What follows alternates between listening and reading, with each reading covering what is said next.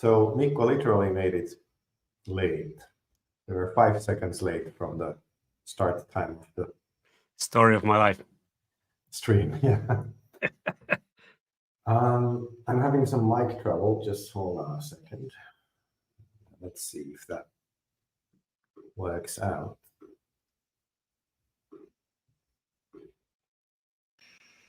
There we go. Okay.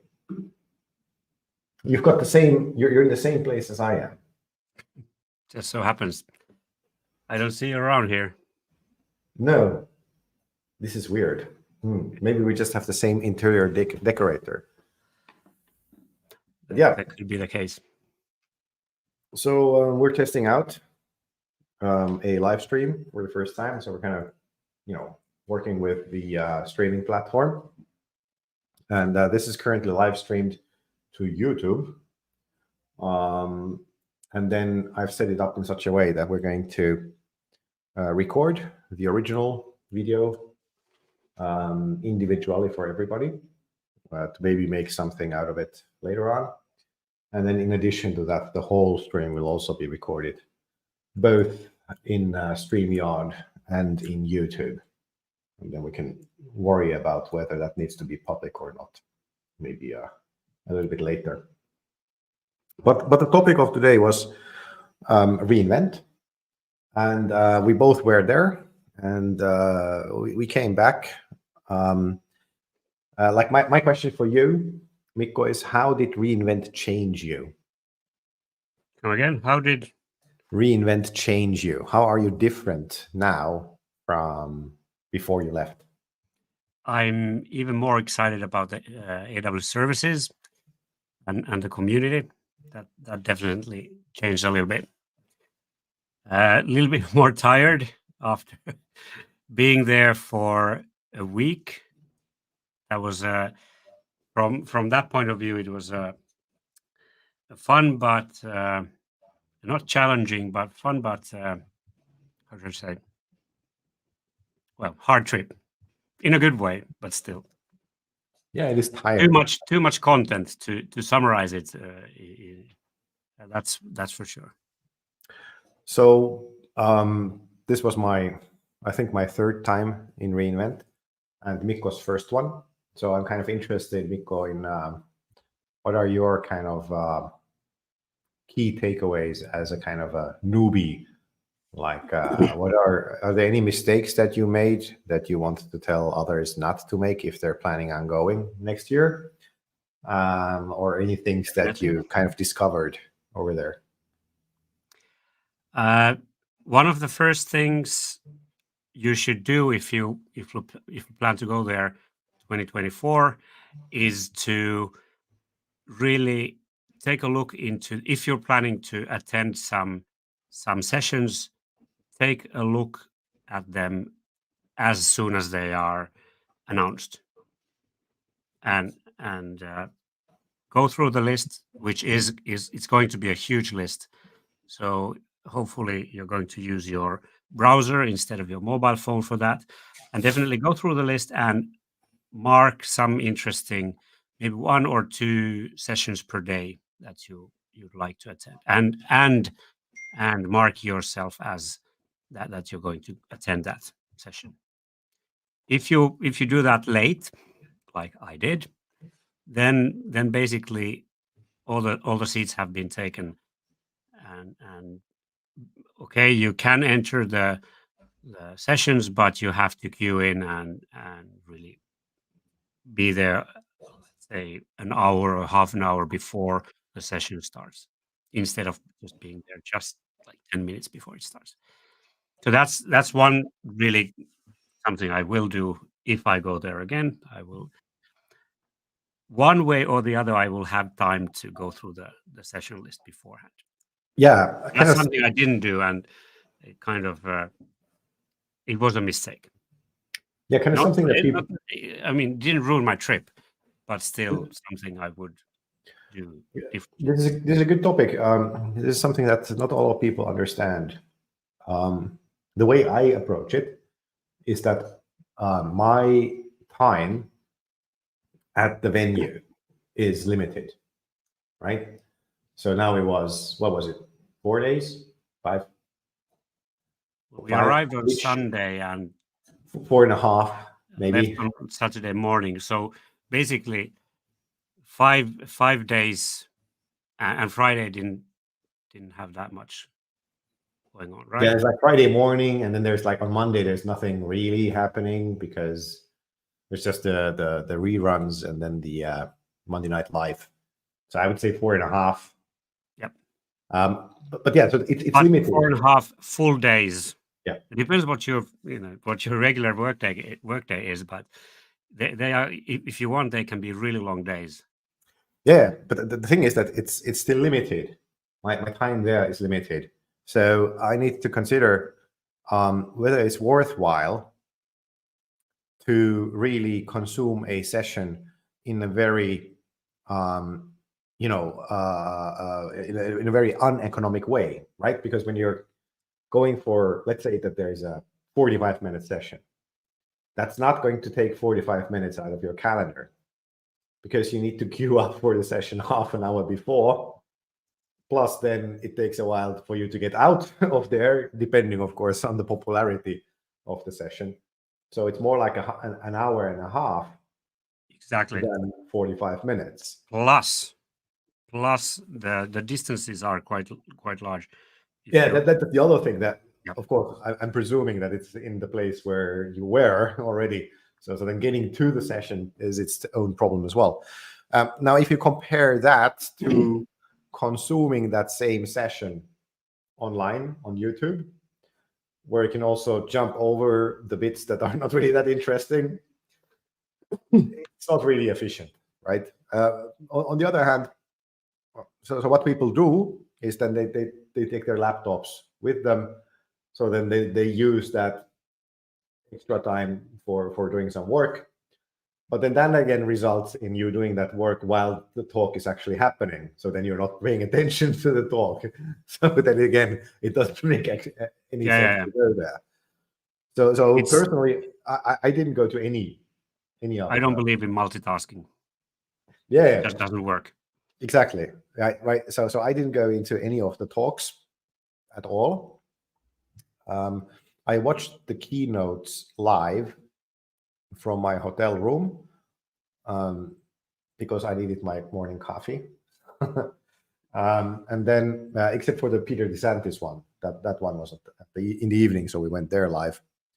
And then I basically spent the rest of the time just networking, walking around the expo area. I don't know how many hours we spent there, like easily 8 hours, and I only saw maybe 20% of what is available there, which is kind of crazy. But I think that I made a lot more personal relationships by doing that, and I got a much more kind of bang for buck with that time versus if I would have been waiting for a session to start and then going to that session, even though it might have been an extremely interesting session. So I'm more of the type that I'm now watching those sessions that I would have wanted to go to, because it's just a matter of time management, really, for me. One thing that you could do in general, if you're there and you want to really focus on something, then you might be interested in the workshops. Yeah, because then you really you don't multitask. You just go to a workshop and you go through the workshop, let's say 1.5 hours, 2 hours, and you have people there who will help you if you have problems with the environment. And in general, if you're fluent with AWS and the environment, I think you can solve most of the problems yourself anyway. But if you're a bit more newcomer, you're not that fluent with AWS, then it really helps that there is a person who will help you if you get stuck, or if you want to just ask more questions about the topic, because the people who are helping there really know the topics of that specific service or area. I don't know if you know this, but the workshops used to be separate charge. So ages ago, during when dinosaurs still dwelled on Earth, and I went to When my you were previous born? reinvent, yeah, no, when I went to my previous reinvent, then the workshops were like full day workshops, and they would happen on like Monday and or Friday when there's less content, and there would be a separate charge, like I remember $150 or $300 or something for them. And nowadays that's different, right? So they're, first of all, they're free. Of course, you should reserve Free. beforehand. Yeah. You do pay for the quite a lot to get into the. Yeah, but okay, they're into part reinvent. of the ticket. Yeah, let's be Um, accurate here. yeah, and then they're shorter. They're not full day workshops, but Which I like. I mean, Yeah. a full day workshop, of course, it's split into different, let's say, modules, and you can go and you don't have to do everything. But a full day sitting on one, just doing one topic. Okay, if you're super focused, that's okay. But I'm willing to bet that most of people are, well, they don't want to spend a full day sitting there instead of doing other things as well. Yeah, it's quite a commitment, right? And again, I'm thinking about economics here. Like, And do I have and from the learning point of view, it might be more beneficial to, split the full day into 4 sessions and do it in 1 week instead of in one go, because you will just forget what you did on the first hour if you do 8 Yeah. hours straight. Maybe a lunch break there, but still. So if I remember correctly, you took one of the workshops, right? A couple of workshops. Trying to think which ones they were. But you want to talk about the experience? How was it? Did you register beforehand, or did you just show up? I just figured out that, okay, today there's some interesting sessions and maybe a workshop that I want to attend to, and then some of the workshops, well, I just went there, queued. I didn't have a seat, but I queued and I got in, and they were actually quite well organized. Also, as an instructor, I paid I maybe was paying attention to different details than the other participants, because I was looking from the instructor point of view as well, how they present the topics and how well, let's say, slowly the things started. So everybody was really able to join, even if they didn't have that much experience with AWS environments. And I really saw that some people were very new or recent to AWS and handling the complexities of management console and all that. So it was they were well organized. And actually, the last one I didn't even have time to finish it, so it was rather long one. But the hour, I think the shortest could have been only 1 hour, and the longer one, or the longest ones, were 2 hours. Okay. Good time. I mean, of course, if I'm super excited about something, I can focus for 8 hours. That's not a problem. But in general, if you're in a conference and it's day 3 or day 4, you're slightly tired already, and shorter sessions and workshops are probably a good idea, as they were not too long. Yeah, I totally get that.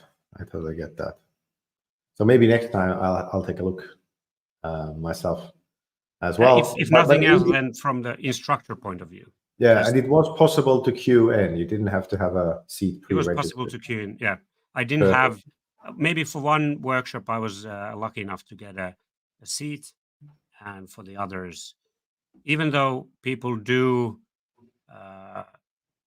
cancel their attendance, so one seat is available, but while you're browsing the today's sessions and workshops, the free ones will go immediately away. So Yeah, there are quite a lot of people there. maybe next year I will, or next time, I don't know if I'm going there next year, but next time I need to pay more attention to what I want to get. But of course, this was the first time, and you just don't have the experience. Yeah. So, what was your highlight for the week? What was the one thing that was kind of above everything else? I really enjoyed the keynotes. They were super good, and I did attend 3 of them in person and 1 virtually. I just my breakfast took too long, and I didn't have time to go in there. So Mikko is very, very specific about his breakfasts. I know. yeah, I don't function well if I don't have breakfast. So highlights. The one highlight. The one highlight. I was really interested in the way the technical details that were mentioned on how the database storage layer works, and that was super interesting, because many of the databases that AWS has actually is building on top of common components, even though they're completely different databases. For example, a graph database or a relational database or something else. They are using similar components or same components, at least partly, or similar concepts in the background. Yeah, I think that was super interesting. Yeah, I think they even told us the internal name of the layer. Yeah, there were two. There were two components there: Grover and Caspian. Grover and Caspian. All right. Yeah, and I can't find anything from the net. At least last time I checked, Caspian doesn't. Yeah, AWS doesn't in general advertise the implementation details of a lot of their technologies. So it's always nice to hear about how they really work, because that then gives you the possibility to kind of extrapolate from that, where the choke points are and how far things can scale and so on. I really enjoy that as well. So for you, it was, where was that? Was it in the Peter DeSantis talk, or? Was it the Monday? Yeah, Peter DeSantis. Monday evening. Yeah. Yeah. So like while we still had lots of energy and. Yeah, if we just kind of show the viewers, so it's this middle one here, the Peter DeSantis talk, which usually talks about the infrastructure layer, kind of below. And that was definitely infrastructure. Yeah, cool. And also one other thing was really inspirational for me was the talk, the last keynote. Or was it? Yeah, Werner Vogel's. That's my highlight. Yeah. Well, you speak then about that. So what was your highlight? I gave it away already. Yeah, no. It's always, I would say, it's always going to be Werner Vogel's. Not only because he's Dutch, but he has this ability of looking at technology trends in a very kind of a distant way to generalize. Like sometimes, like when we are talking about technology, we're with Peter DeSantis, who is very specific. He's going to tell you that there is a new chip that does wonderful things, or that there is a new way that the internal network works, which gives us less latency, which is great. Like, I'm a geek. I like that kind of stuff. But then Werner Vogels is able to kind of give us really general, directions of where things are going to, without too much technical detail, and that's always so interesting. At this time, the topic was very close to what I talk about when I talk about DevOps, monitoring, observability, cost. So I was really happy that like a lot of my own thoughts are aligned with kind of what you could think of being AWS's technology strategy thoughts. So you kind of know that it's good to get some reassurance about that. And then it's also a little bit of a cult happening. Like the biggest thing with Werner Vogel's keynote is always, which band's T-shirt does he have on? That's like really interesting. What did he wear this time? I forgot the name, but yeah, it was like a pretty underground band anyway, that they usually are. And then he always has these really well-produced videos that kind of interlope with the live keynote. So that's also interesting to see. He also has these YouTube series. I don't know if you've ever watched them. No. Now Go Build is like Sounds this. familiar. Yeah, it's like this whole series. We're kind of traveling around the world to see different kinds of cool projects. So let me just share that with you, just you, nobody else. You maybe take a look at some point. Quite a lot of interesting stuff. They're like, what, 3 seasons of this. So maybe a good idea to look at. And the style is similar, so very high stuff, cool technologies, maybe not that much details at all. I remember he's saying that if he can build something, then you can build as well. Yeah, I'm not really sure about that though, because it's really smart. So much smarter than me. That's a lot. Yeah, one thing that was interesting this year was this series of innovation talks. So to be honest, I didn't have time to watch them yet. But there were fairly interesting topics here, and there are quite a lot of them. These are kind of quite short talks compared to keynotes, kind of trying to put together ideas from different kinds of contexts, right? So we have, for example, AI, ML, analytics, and architecture in here. So in case you didn't make it to reInvent, and you kind of want to get the general gist of what is new with AWS, then this might be, an economic way to go through stuff.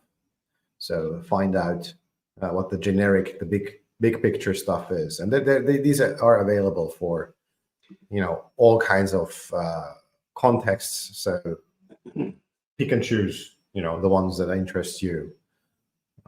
They're either based on the industry or then the technology. So kind of interesting stuff. Any idea how much content there is from reInvent now? The official content, ballpark figure. Like, They did say it in one of the well, let's Google for it, right? reInvent 2023 number of sessions, right? So over 2,000 sessions. But how many were recorded? Not all of them were recorded. Yeah, so the chalk talks and that kind of stuff are not recorded. So the breakout sessions only are, but quite a lot. And I think we could look at AWS Stash.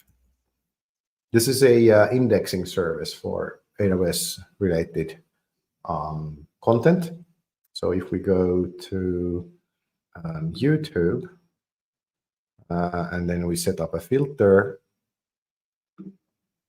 for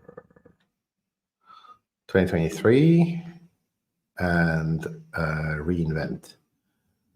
So in AWS Stash, we got 731 videos online. Let's say they're 45 minutes each. Well, they're going to be on average like maybe an hour. Okay. So it takes you a little bit more than a week to go through that. Yeah, 730 hours. It's going to take you 30 days, so a month. Non-stop. Yeah, to watch through. No bathroom breaks. Well, you can take your phone to your bathroom. Well, you can watch some of them at like 1.5x, and then you can take a bathroom break every now and then.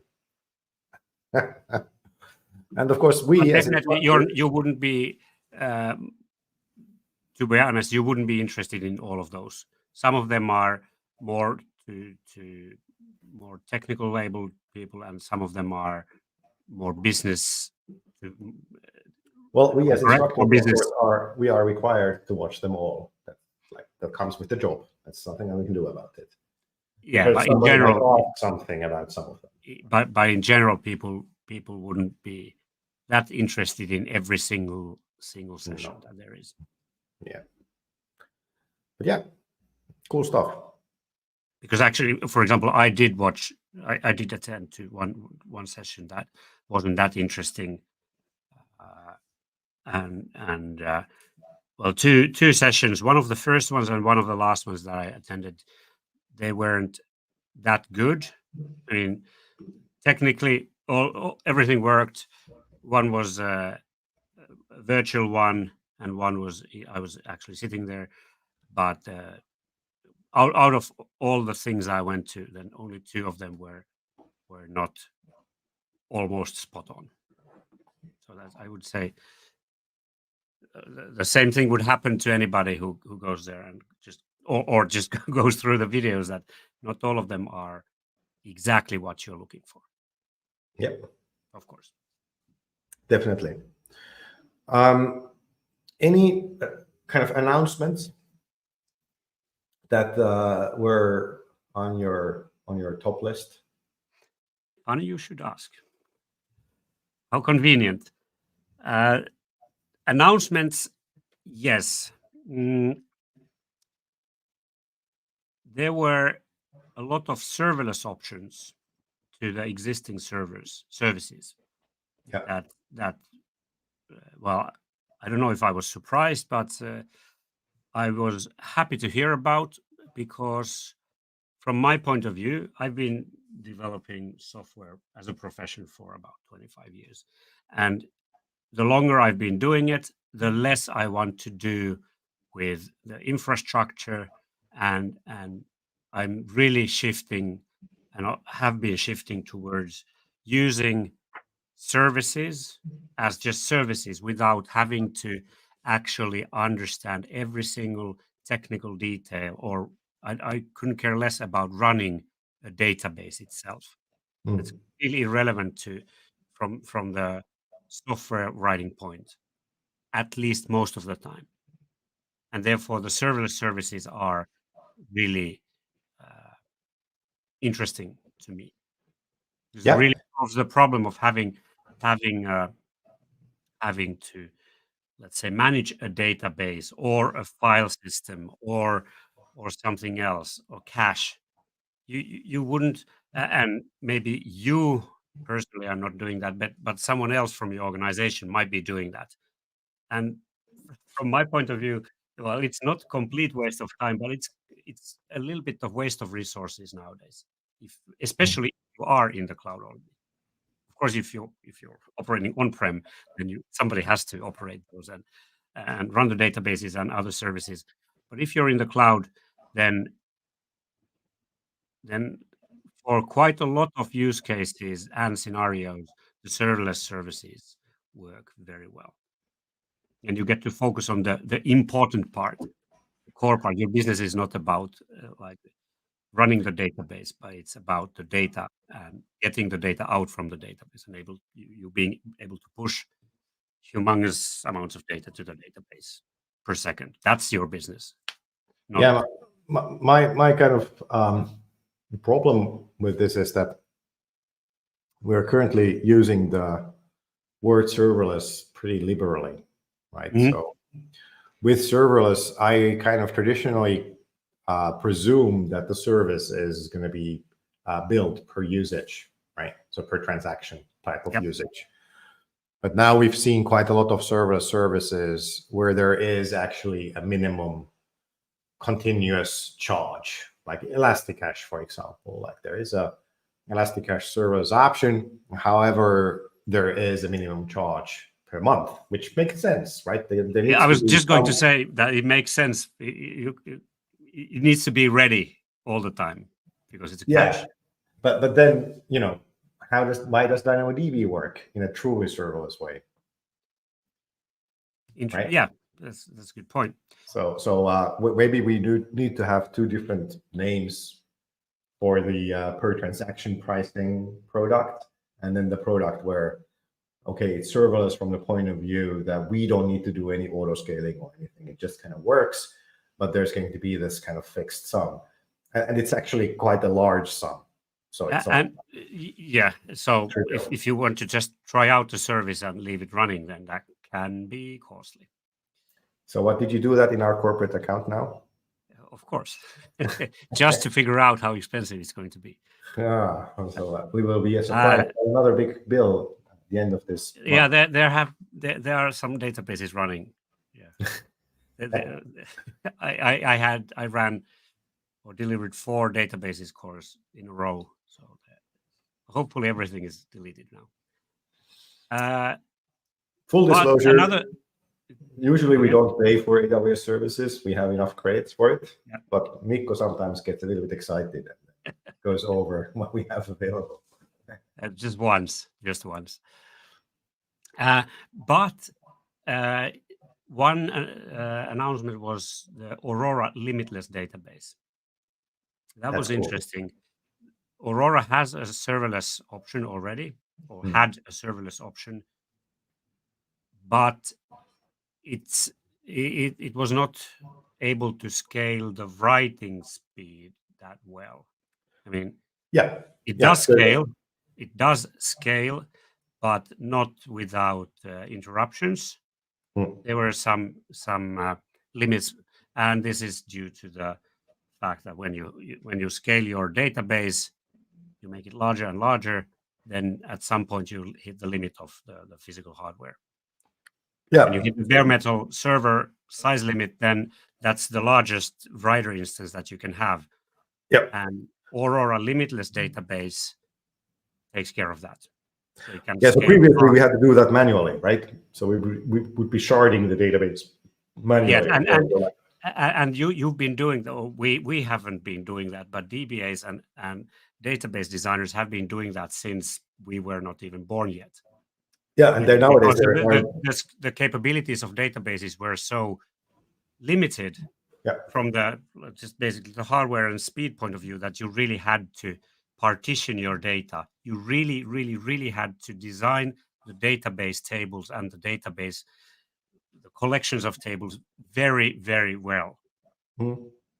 And previously, there were these open source proxies that would basically make that transparent, so that you could use the database as it would be one database, and then the proxy would basically forward the query to the correct backing shard of the database. And Limitless now just kind of does that as part of the product offering, so that you don't need to. And again, from the user point of view, that's the way we should have it.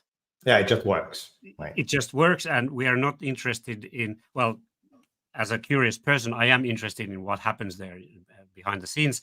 But from the user who is using the service, they don't need to worry about that there is a proxy, and there are several different databases in the background, and who is doing the maintenance and who is patching and security updates and all that.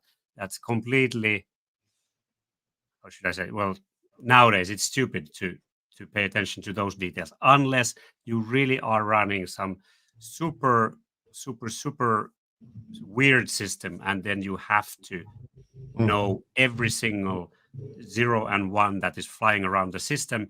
But for 99.999% of us, that's not the case. At least that's my experience from my clients and just general like knowledge, that most of the time you're just using the services and databases as regular databases. Exactly. Can you guess what my favorite announcement was? Yes, it was 4 or 5 times, and it was the time when the bars opened. I was talking about the product announcements. Okay. For you, let me think. Something related to SageMaker? Not directly, no. Okay. Tell me. S3 Express. Yeah, it's on my list as well.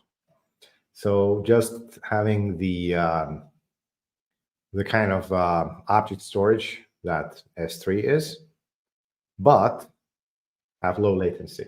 So it's kind of related to SageMaker because very often we're using our training data in S3, and the problem there is that there is this kind of up to 1 second latency to actually get streaming the data to your machine learning environment, which then basically makes you download it once and then run it locally instead of being able to stream it, right?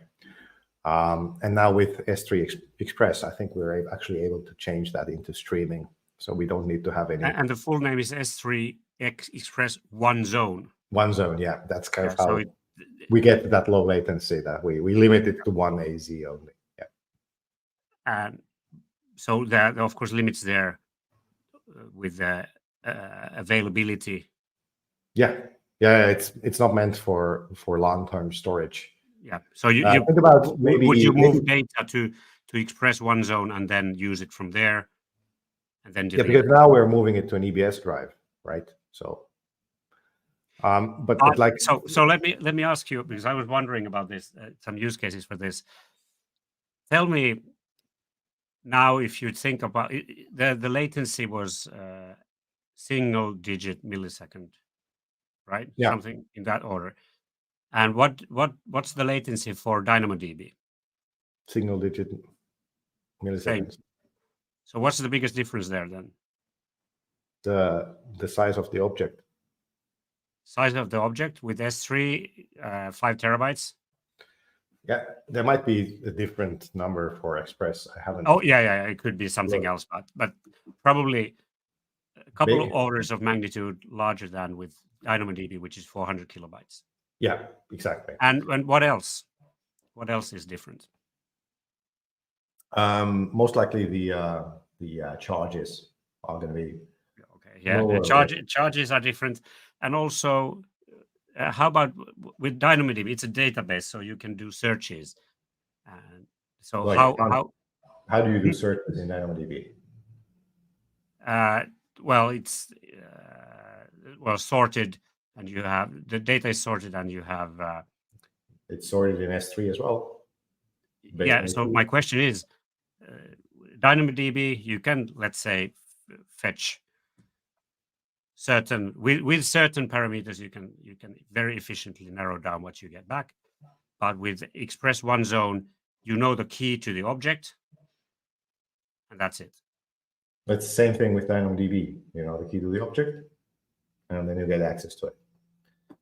Okay. So you still, even if you do a query or a scan and you put some parameters in there, you still pay for access to the full data set, right? So.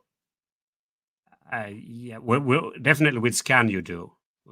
Yeah, and with query for the full partition. Full partition.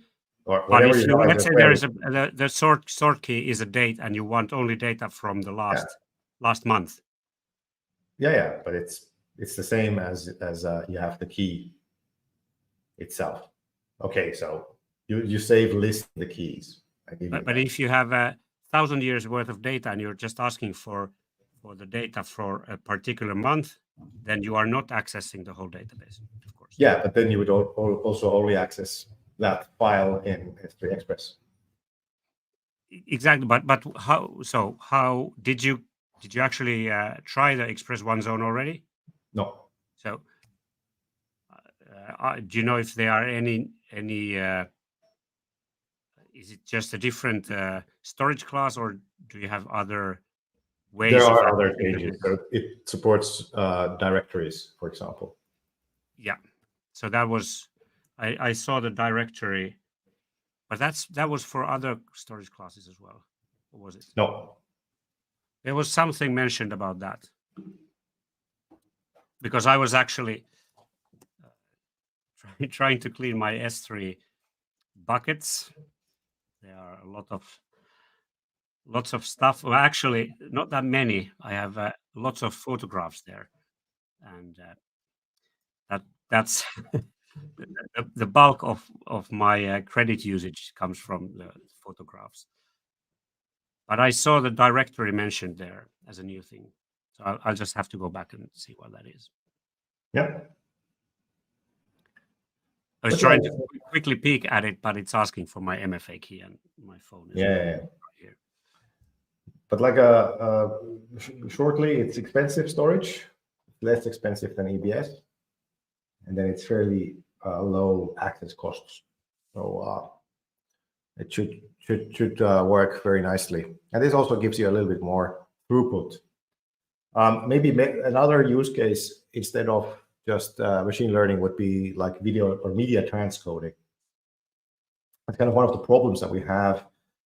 In principle, we can do media transcoding really nicely because we have, limitless amount of compute available, and then we can parallelize up to the level of chunks of video, right? But the problem is that with the current throughput of S3, we basically need to first download the video onto an instance and then transcode it and then upload it back again.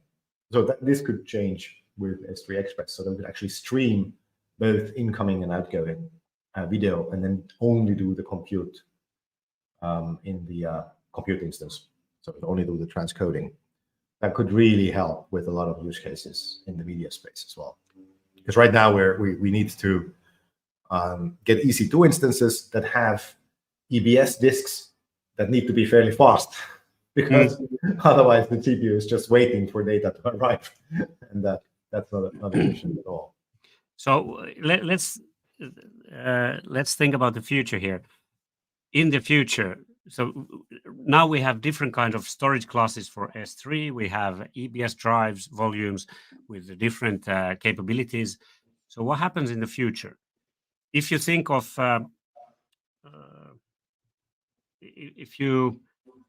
if things just speed up, would we have in the future just one S3 storage class that's fast enough and it's just storage, and we don't have to, just like we talked about the serverless services and regular databases, for example, we have different kinds of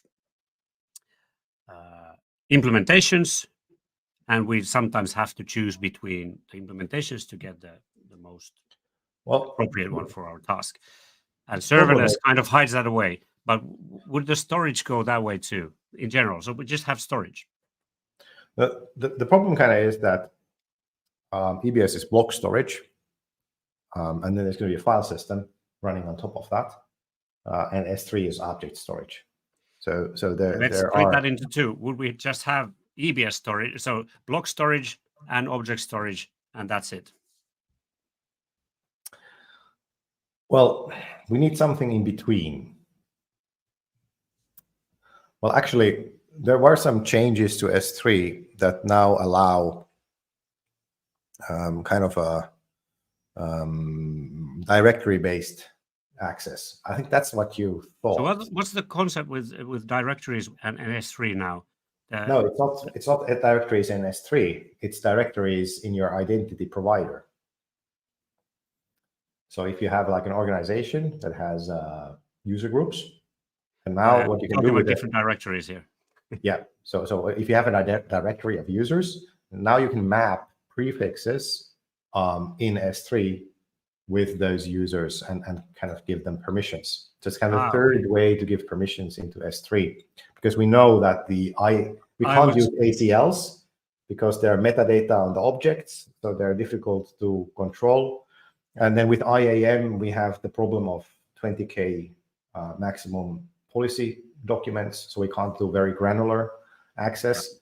So now we have that kind of additional way of working. So that's kind of one of the things that was missing beforehand. Where I was talking completely about different thing here. So no, but that's one of the things why we maybe don't need to have things like EFS in the future, because EFS used to be the only way for us to have a shared file system between multiple computers that can mount it, and then we can give directory level access permissions based on or even file level permissions based on a user directory, right?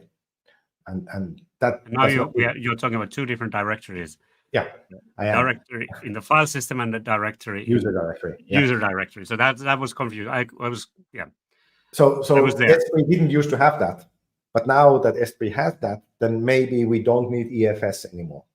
Maybe if S3 becomes performant enough, then we might use that as the shared storage layer, because it is already read after write consistent. The only thing that is missing is file locking currently, but that could be implemented using a driver or something like that uses like DynamoDB or something for the file locks. So that's kind of maybe what I'm seeing. So that we're going to, in the future, we're going to have EBS, which is still we need to have for EC2 instances to load the operating system to run, and then we have maybe S3 in some future form for all kinds of data, and we can actually mount that. Kind of thinking. Yeah, but I just told you the reason why. Yeah, but I googled to AWS S3 or Amazon S3, and there exists a directory bucket. Ah, cool. There is a directory bucket. So I'm even more confused now. And directory bucket, straight from the documentation, says we recommend using directory buckets for workflows that require low latency. Yeah, directory bucket uses hundreds of thousands of transactions. It's directory bucket. That's the way that you get the Express one zone storage class. Yeah. It's nothing else. If you create a directory bucket, then it goes into the Express storage class. This gets really confusing for. I've been talking about S3 always and making sure that I talk about prefixes and not directories, because it doesn't. It's a flat structure. Well, that's true. It's still true. Now we have directory buckets, and no, directory buckets go into Express one zone, because that's not S3. It's a different system, and then general purpose buckets go into the other S3. Yeah, storage classes. So I think we're still okay, but it's just maybe confusing. The naming is confusing because even the documentation. Well, actually, it doesn't. They talk about folders sometime when we actually should talk about prefixes, and that's really confusing. The official documentation kind of. That's why I often do a demo in class when we talk about S3, where I, upload a file to be star.star, or I try to remove star.star from a bucket, and then I ask what will happen, right? So just remember that it's not a file system. Exactly. But yeah, we're slowly running out of time. Did you have any final thoughts, something that you wanted to say about reInvent that didn't come up in our lively discussion? Yeah, it was definitely worth going to. a little bit more planning maybe should be done. And of course, I would have done that if I had time. I was super busy with running courses and my other things, including my family, and I just didn't have enough time. And next time, I will make sure that I have enough time to plan a little bit more beforehand, and probably do the same thing as you did. Spend a little bit more time in the expo and at the after how should I say that? In the unofficial program. Yeah, Yeah. there, just to first of all to have a little bit fun and to meet new people, meet new interesting people. We actually did find lots of new connections there and met really nice people. Some of who we will never see again, and some who we will probably work together with. And so Yeah. it was a really good trip. Uh, what else? Maybe take a few moments or few days to actually be able to visit other places in Vegas and or the surrounding area, and not just stay there. Yeah, so that's a good point. So the way long haul flights work, like we were flying in from Europe, is that you need to spend either 5 nights or the Saturday Sunday night at the location to get the cheaper tickets for that. Now, in our case, we did that via the number of nights. I think we both arrived on Sunday, Yep. and Sunday then we evening. left on Saturday, so that's good enough. But kind of if you're seeing that you're having maybe you want to arrive on Monday only, then it's usually worth it staying an extra night just to make the plane tickets work, and then you can use that to fool around in Vegas. There are also nice places around there. Like the Hoover Dam is 45 minutes drive from downtown Vegas, and then downtown Vegas itself is interesting. I remember visiting a Area 51 museum very close to the Strip as well. So there's kind of interesting stuff there. Another thing that you could consider is applying to LA, because the flights to Vegas tend to fill up fairly quickly during the AWS time or re:Invent time. So you could instead fly to either Phoenix, Arizona, or LA, and then drive to Vegas, because both of those routes are actually fairly scenic and interesting, especially for us Europeans. We don't have that kind of deserts and stuff. Not yet. Yeah. So maybe It next depends time how. when you go, Mikko, try that option. Yeah. I'm personally, I'm kind of dreaming about the year that I could both afford economically and maybe physically and mentally to take my whole family with me. So to take the kids, because there's plenty of stuff to do in Vegas for kids and for adults, right? So you would do some adult activities yourself, and we went to see a funny show. It was really good. Together. So yeah, plenty of stuff to do. Didn't I went really to a taste any shooting of the range. nightlife. Sorry. Went to a shooting range as well. Yeah, you did that. Yeah. But otherwise, there was like, because of the early morning wake ups, there wasn't really any time to taste the nightlife of Vegas, which I think could be actually good, right? So you don't Maybe next time. Okay. We'll see. Yeah. Well, I'm able to do that. Let's see if you're able to do that.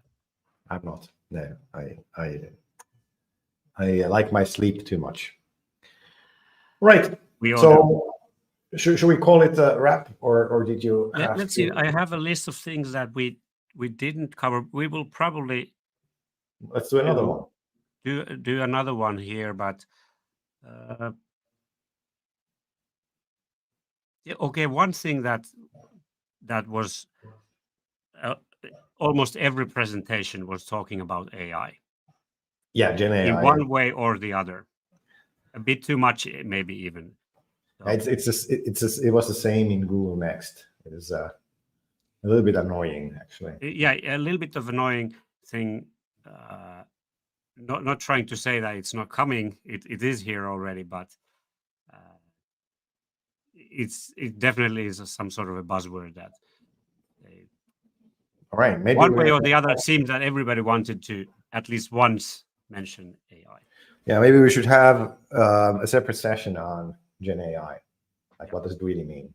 It could be interesting. We could do that. All right. All right. Anything else? I think we're starting to run out of time, so let's wrap it up. Thanks a lot for taking part, Mikko. Thank you. And next time we'll get better backgrounds. Yeah, we will at least different ones. Maybe we'll just flip it, and then we have different. Maybe it's going to be our logo or something like that. Yeah. But yeah, the idea is that we'll take a look at the recording and then see whether we can publish it or not, and then possibly maybe even cut a separate version for recording purposes as well. And the idea is to do this regularly. Yeah. Anyway, thanks for being here, Mikko, and thanks for anybody who is watching, either the live or the recorded version. And see you next time. Take care. Bye.